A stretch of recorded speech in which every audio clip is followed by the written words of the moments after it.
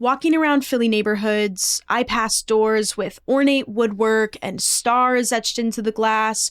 We've got everything from old row homes to skyscrapers to industrial factories. As things change, whether from redevelopment or underinvestment, Philly's architecture mirrors our history, and we can learn a lot from it. So today, I wanted to revisit this conversation between our hosts, Trenae Nari and Chris Hytha.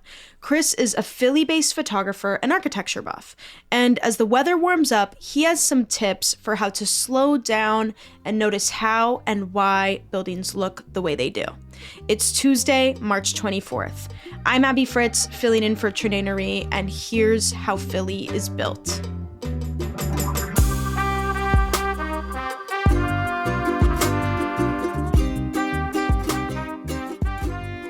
Chris, you take some stunning photos of buildings. It might seem basic, but these buildings are not basic. What draws you to take these stunning photos? Yeah, early on, it was just trying to channel like the childhood fascination I had with the city.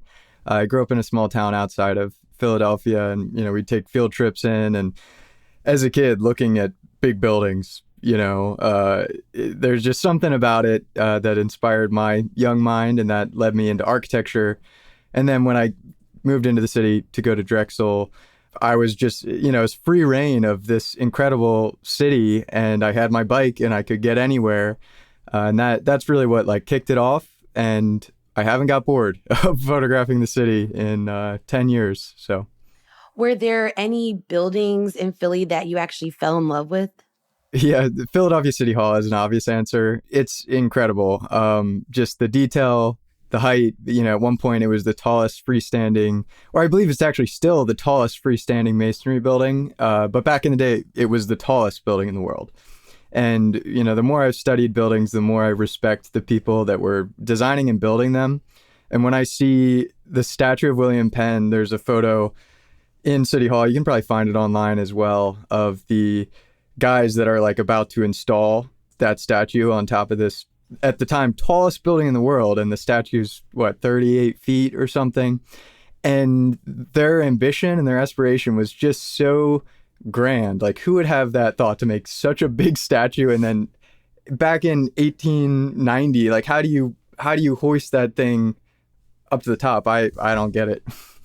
I am sitting in front of a picture on my wall of South Broad Street, and in the middle is our iconic City Hall building.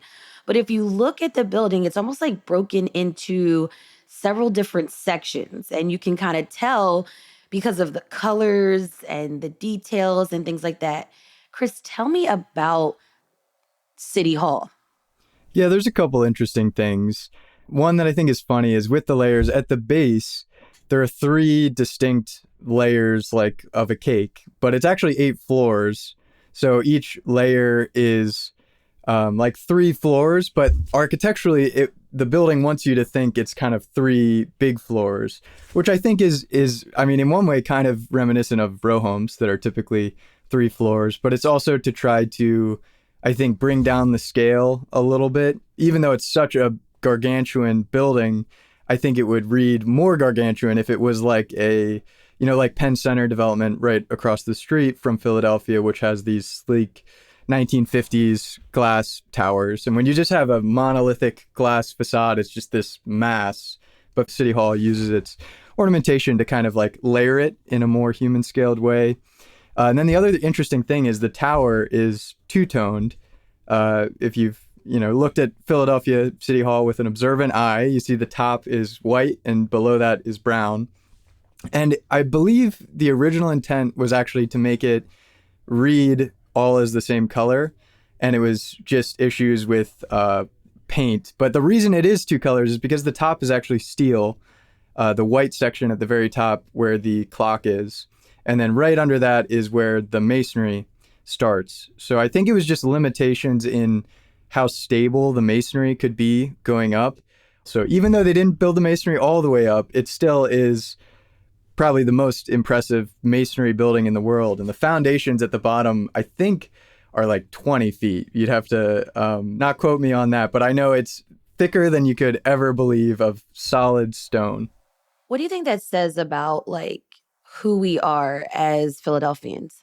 Yeah, I think just dreamers, and my study of buildings eventually spanned outside of Philadelphia as well. And I see it more as the spirit of that, kind of turn of the century from the 1800s to the 1900s, and especially the 1920s, when people building things in America were just going all out.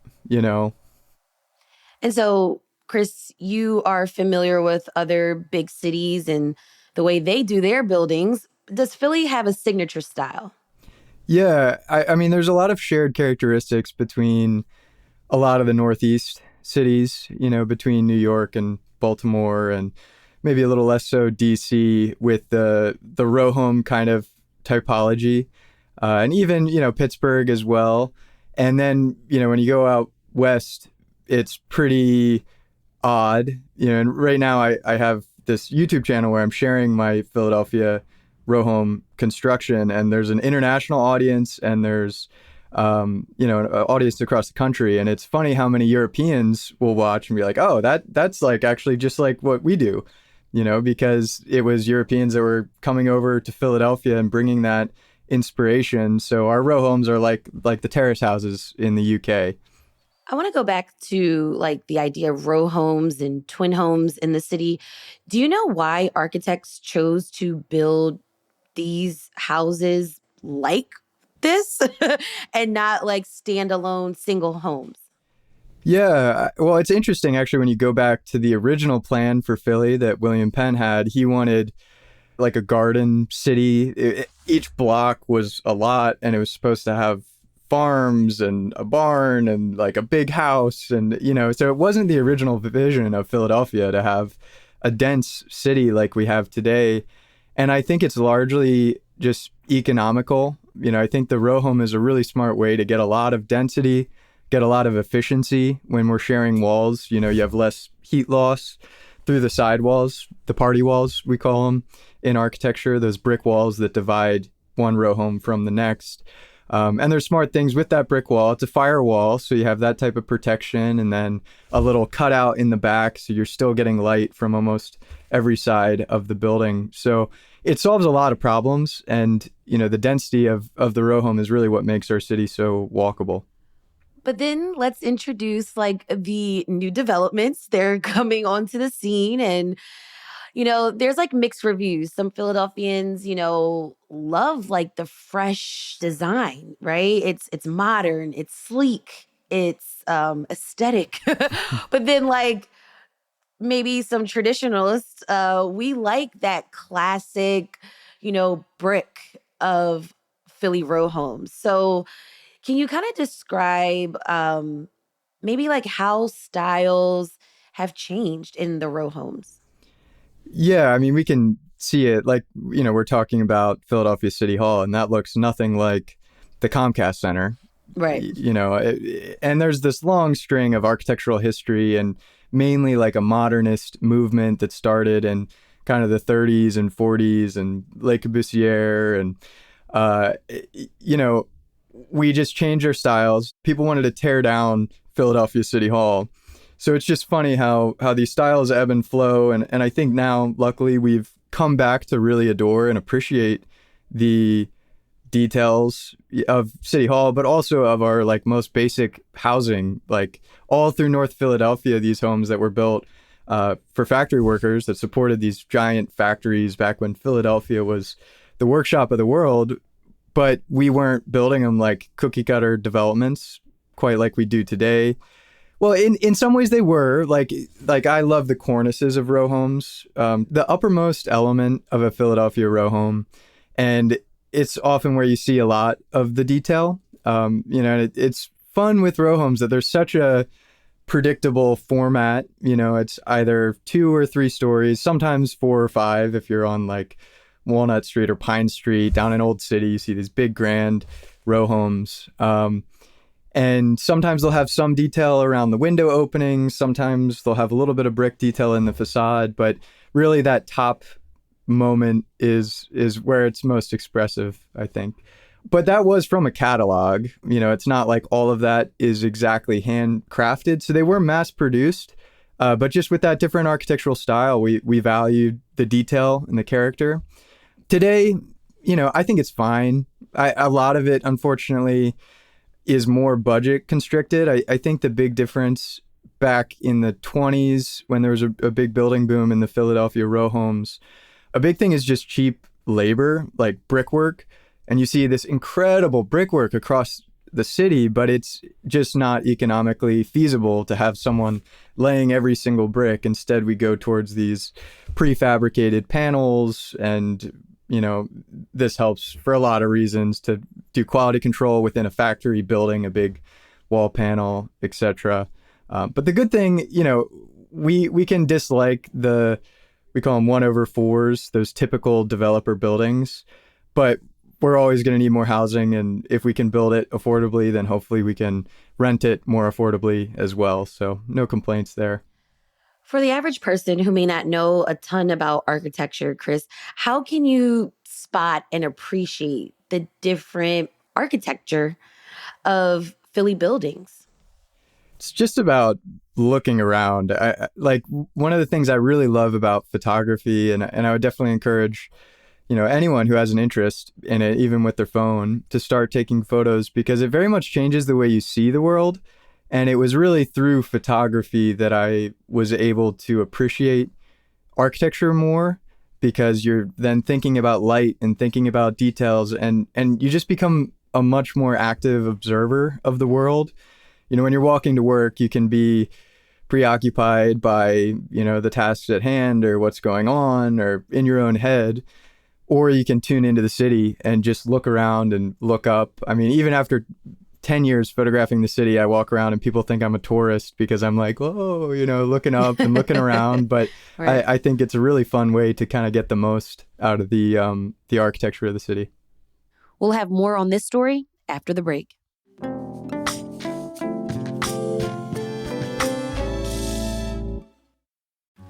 Hi, CityCast listeners. This is David Plotz. I'm the CEO of CityCast, but I also have another job. I'm one of the hosts of the political Gabfest, Slate's politics podcast. Every week, I get on mic with my co-hosts Emily Bazelon and John Dickerson, and we talk about politics and a lot more about other things that we care about. The Gabfest has been going for more than 20 years because the three of us love talking to each other, and we have an amazing community of listeners. If you like the open-hearted, curious way CityCast approaches cities, I think you'll like the Political Gabfest too. Stream it on YouTube or wherever you get your podcast. Okay, Chris, tell me this story. You quit your job as a corporate designer to pursue art photography. A lot of the work is pictures of Philly homes that you've edited in Photoshop to make abstract images. What about these homes inspired you? I still ask myself that question. Not on the macro, it's easy. I'm inspired by the macro story of Philadelphia from, our nation's capital, or like first city. They used to call it the workshop of the world, and how dramatic of a change, as such an old city, it has to keep up with the times to stay relevant. And we've lost like almost all of our manufacturing, and we've had to redefine ourselves, And I think in many ways our housing tells that story. And also just because they're old houses compared to a new development, I think they tell their own stories visually without even having to know the whole story of Philadelphia. When you see a row home or a block of row homes and they have different paint and modifications, and they'll change out windows, and they're just this, almost like this shell where the occupant can customize it however they want, and then generations come and go, families come and go, and times change and needs change, and then our housing kind of adapts to that. And there's of course the grounding too of the ornate detail that we were talking about, and the beautiful brickwork and these cornices. And even though to some extent they are mass produced, there's still so much variety. And then when you layer on the history and the changes and, people's different preferences of paint colors, each one is just so unique. And in my photography, I often think about it like portraiture. and really personifying buildings. And in that way, they kind of speak to me. They feel like characters in a movie that have been, just through it all, through ups and downs and standing strong. I would bike around Philadelphia and I would see hundreds, thousands of row homes, right? They're everywhere in the city. And, after 100, I would just see one and it would just stick out to me. And sometimes it's hard to put your finger on that. But that's just kind of the creative, artistic eye. There's something about it, whether the light or the detail or a modification over time, that set that one apart and made me want to photograph it. Do you ever get like an emotional reaction when you see a Philly row home? Yeah, 100%. I mean, like I said, how I like to personify the buildings. I think I'm just weird. And I feel like they kind of speak to me or have stories to tell that I want to decipher. And there's one in particular that's, I think, my favorite image. And it's this row home that's just covered in ivy. So it has the shape of a row home and kind of, you can make out where the windows should be and a little bit of the windows, but more or less it's just entirely grown over. And it just feels like something from a Pixar movie, and it makes you think, like, how did it get that way? Why is the ivy growing like that? When's the last time someone lived there? Like, there's just such a story and such a curiosity. And when I see a row home like that, I just get full of those types of questions. Over on your YouTube page, you've been documenting that you bought a row home, and your very own row home, and you are rehabbing it. Tell me about that. What made you want to take on a project like this and document it? So it was definitely inspired by my study of Philadelphia row homes and the past decade I've spent in Philadelphia. I love the city. I knew I wanted to stay in the city. So, oftentimes the next step is to try to be a homeowner. And I felt with my architectural background, I was especially suited to try to renovate an old home that really needs some love. So I bought pretty much the cheapest home I could find that I would find later on. Had a lot more problems than I thought it was going to have. Yeah. And also that, if you're considering buying a house in Philadelphia, or maybe this applies to other cities as well, I learned that the date constructed, when you look at Zillow or when your listing agent tells you when a house was built, they don't know, because we only started like keeping good records in the 1920s. So many houses just say 1920s, and or I think mine might have been 1930. But very quickly, I realized that it dated back to 1857. Whoa. And I was like, some people that is really bad, if you think a house is newer and it turns out older. For me, it was awesome just because of the story of history and thinking about, people that fought in the Civil War building it, and the old growth lumber in the house was a tree that was probably started growing in the year like 1200. Like it's really baffling. And as I've taken the house apart, one, the age shows because the bricks are crumbling, the wood is termite damaged and dissolving.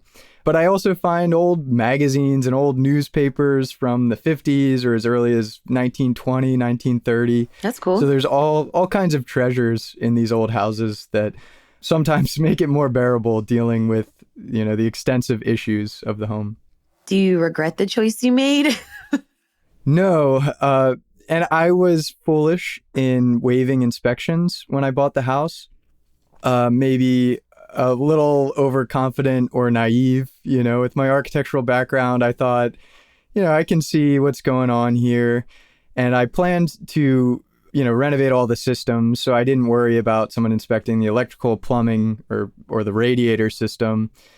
But what I didn't realize is the extent. I saw that a floor was sagging here or a little bouncy there, but it wasn't until I opened everything up that I realized how extensive it was. But in the grand scheme of things, I do not regret it. Even though it's a terrible financial decision, it should have been a disaster.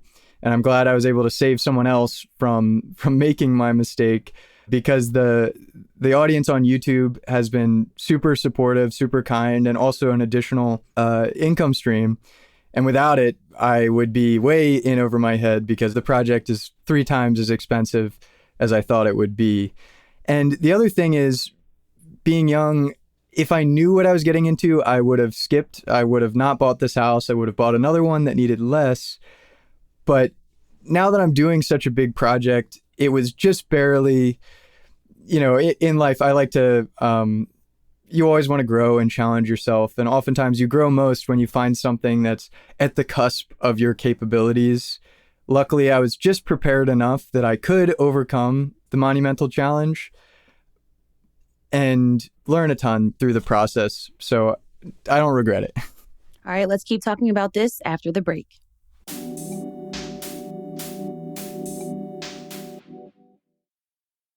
It sounds like you are learning about the homes and the homes are learning about you. It's like this relationship here. It's pulling at some type of emotional heartstrings for me. Mm-hmm.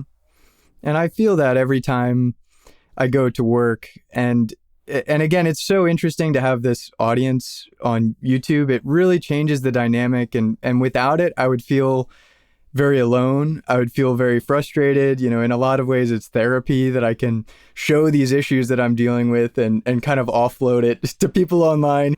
But yeah, week after week, I think I'm done and I'll find something else. Like I was like taking off baseboards, prepping to paint, and then I realized the masonry at my facade was all crumbling. So I had to get my reclaimed bricks from my backyard. I have a giant pile of bricks that I've saved and had to patch in a bunch of bricks and ship them out. And it took the better part of an afternoon. And I've plastered walls. And whenever I'm doing that, I also get reconnected with the original builders. And I think about the crew of guys that was here laying these bricks 167 years ago or 68 years ago. Do you think that's changed who you are with your Philadelphia identity? Yeah, I think it makes me more connected for sure. And it's one thing to, appreciate these old houses we have across the city from afar. And it's easy to criticize developers when you see some renovations and it feels like they stripped out the character or that it's just a new house inside of an old one and it feels a little hollow. But once you start to do it, you gain such a perspective of just what it takes. I've learned the hard way what it takes to save materials. So it's just a monumental effort to save these houses. And you realize very quickly why some developers choose to just demolish an old structure and build new, because that's oftentimes the path of least resistance. But interesting. At the same time, I'm fortunate and glad that I do have this opportunity to learn so much about the old home. If you demolish it, I would never see these issues. I would never see where the bricks are deteriorating and why. So I think going through the process, you can learn a lot about how these buildings were built. Well, Chris, how do you kind of think about major buildings in the city that are going through a process of being reimagined? And I'm thinking about the Roundhouse, right? That's the old Philadelphia police station, or down in Market East, the Wanamaker building. What do you think should happen to these once, busy, prominent buildings that are essentially empty and not used as much? Yeah, I think that's the fun part about architecture. In a lot of ways, architecture is solving problems. And nowadays we try to build with some adaptability in mind. And it's an even bigger challenge, a building like Wanamaker that was built for a very express purpose, when department stores were all the rage. And now we're tasked with reinterpreting it. Like how does that change to apartments or to another type of retail or whatever it might be? And I certainly don't have the answers, but I am confident that some great designers in Philadelphia will figure it out. Because oftentimes reusing these buildings, especially Wanamaker, it's like I hope not. I hope no one's considering tearing it down and building new. And going back to how developers with a home would typically tear it down and build new, it might be more financially feasible or less of a problem to tear a building down and build a new building for a new purpose, but it's always going to be more sustainable to use what we have and try to reimagine it. So yeah, I hope that the Wanamaker building has a long, bright future ahead of it. Yeah, and when you were talking about tearing a building down, I just thought about just like how emotional we tend to get when we see maybe a new development hiding a mural that we've kind of come to love, or a building that we've come to love be taken down, because so many memories are like built into that building for us. Mm-hmm. But I want to talk about the future. And Chris, do you see any new trends in Philly architecture that you've been noticing lately? It might be bias on my part because I've done a study of Philadelphia row homes and loving just the architectural detail of them, which is now kind of gone or different. And I've also studied Art Deco skyscrapers from a similar time period in the 1920s. And I say maybe it's biased because maybe it's just what I want to see. I want to see a resurgence of this type of detail and craftsmanship. And I see a pathway there with modern CNC routing or laser cutting or 3D printing. Like, we can't do that stuff now because it's much more, the labor is much more expensive and the material's much more expensive. It's cost prohibitive.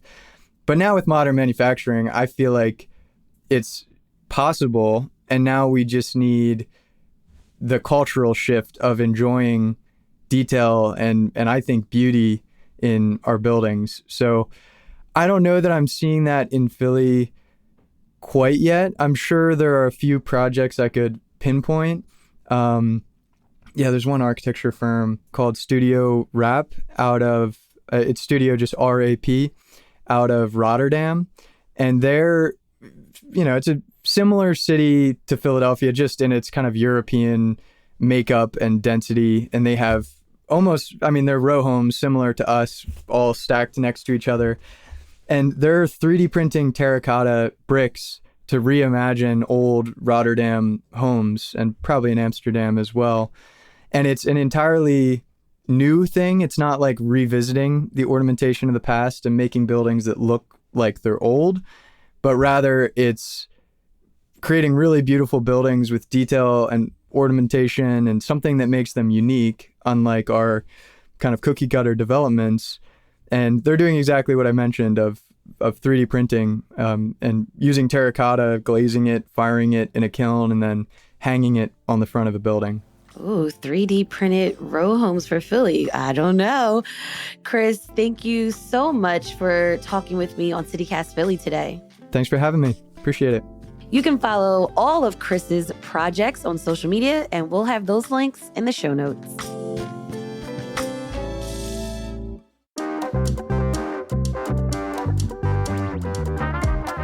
That's all for today here on CityCast Philly. What's your favorite Philly building? Send this to a friend, rate the show, leave us a review, and hit that subscribe button. Be sure to sign up for our morning newsletter to learn more about what else Philly's talking about. And don't forget, you can support the show and get great perks by becoming a CityCast Philly neighbor at membership.citycast.fm. We're going to be back tomorrow morning with more news from around the city. Bye.